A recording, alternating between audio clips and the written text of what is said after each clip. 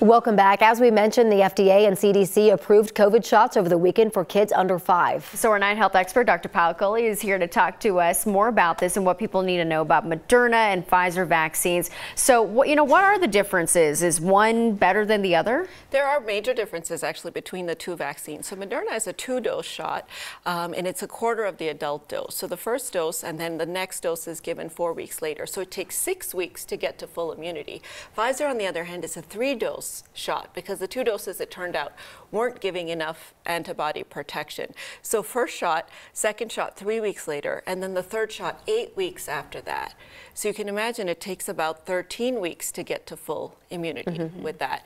And there's some differences in efficacy as well in terms of how they're performing.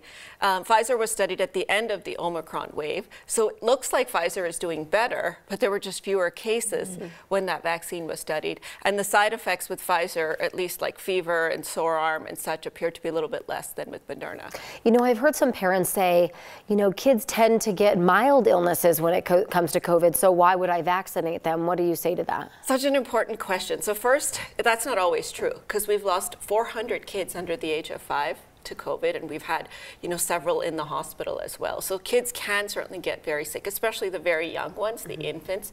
They can certainly get very ill with it. The second, even if they get infected, it's much more likely to be mild, less likely to end them up in the hospital, and they're infectious for less time, so that means less time out of school, less time out of work for you, and less risk for long COVID if they do get infected.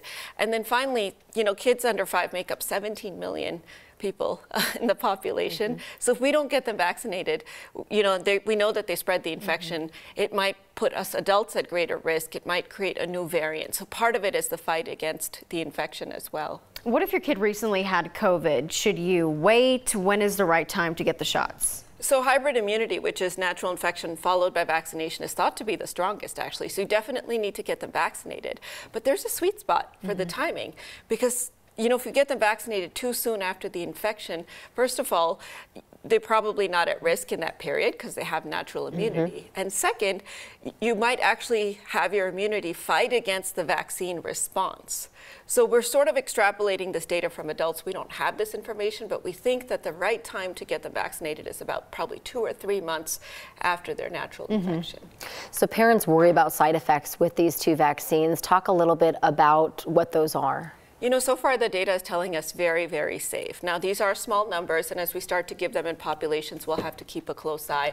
But we really only saw mild side effects, mostly sore arm, fatigue. About a quarter of the kids in the Moderna arm had a fever, but nobody really had a fever higher than 104, very few kids. But the biggest thing that we worried about, obviously, was the risk of heart inflammation that we saw in adolescents and adults. And we did not see any cases of that with either vaccine.